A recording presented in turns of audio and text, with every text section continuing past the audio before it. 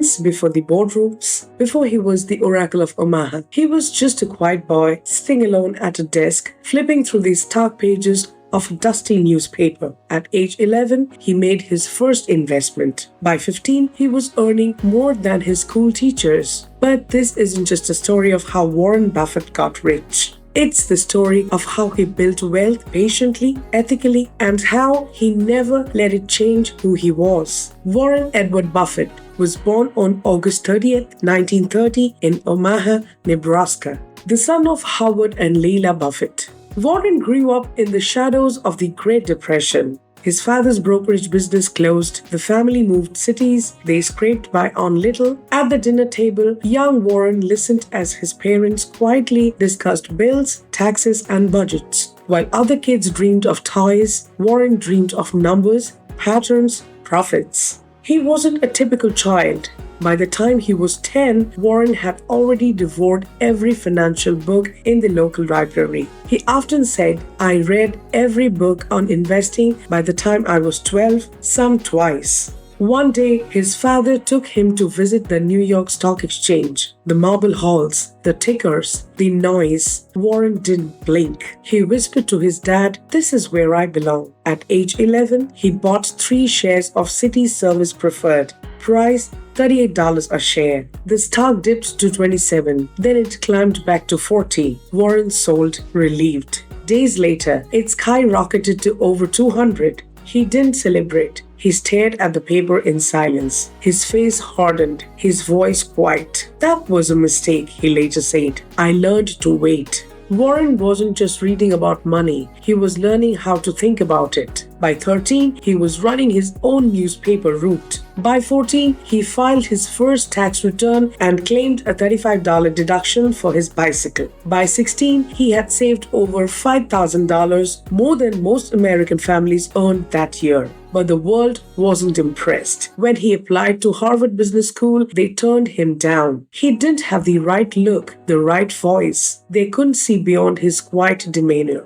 "You're not what we're looking for," one of the interviewers said. Warren went home and shrugged. "Fine," he told his father, "I'll find someone who is." He enrolled at Columbia, where he studied under Benjamin Graham, the father of value investing. Graham believed in buying companies like they were discounted furniture. Look for good bones, ignore the polish, wait for the price to rise. Warren was hooked. "He was the smartest investor I've ever known," Buffett later said. But Graham's style had limits. It relied on undervalued businesses, what Buffett called cigar butts. A few good puffs left, then discard. Still, Warren returned to Omaha and built his own partnership following Graham's rules. He bought small, ugly companies, made decent returns, and then he made a mistake. Berkshire Hathaway, a dying textile company with outdated machines and vanishing profits. But the stock was cheap, so he bought it. Then he bought more. Then he bought control. And suddenly, he owned a company going nowhere. "It was the dumbest deal I have ever made,"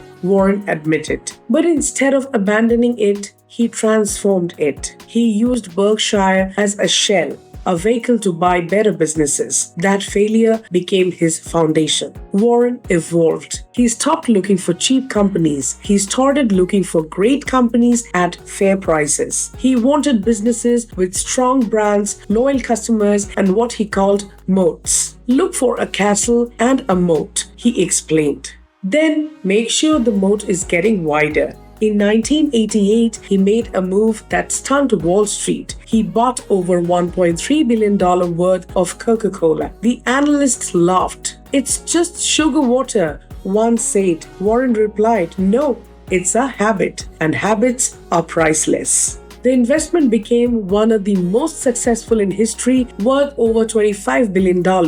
He made similar moves with American Express, the Washington Post, and later Apple. But it wasn't just these stocks, it was how he thought about them. He didn't just see numbers, he saw stories. While the world ran towards risk, Warren sat still. During every crash, Black Monday, the dot-com bust 2008, he waited. Then he bought. "Be fearful when others are greedy," he said, "and greedy when others are fearful." His real edge wasn't information, it was patience, temperament, stillness. In 2008, Buffett became the richest man in the world. His net worth over $62 billion.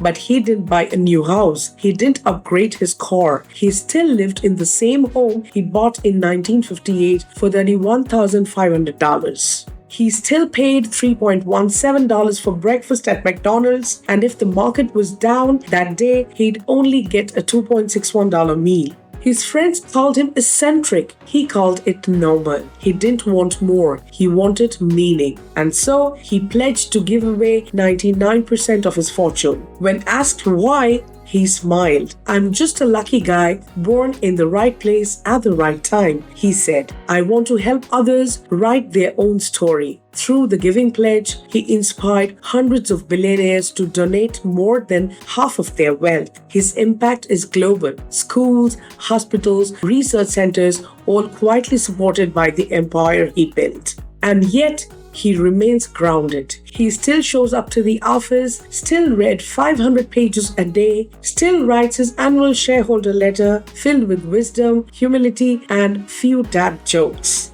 Warren Buffett didn't build a fortune by shouting. He built it by listening, by learning, by waiting. He taught the world that wealth isn't about speed, it's about clarity, that success isn't about charisma, it's about consistency, that you don't have to be ruthless to win, you just have to be rational for a long, long time. He didn't just change investing, he changed what it means to earn, to give, to live simply and think deeply. Someone once asked him, "What's your secret?" He smiled and said, "I read and I think. That's it." And maybe that really is it. Because Warren Buffett didn't just make money, he made meaning. And that is the greatest investment of all.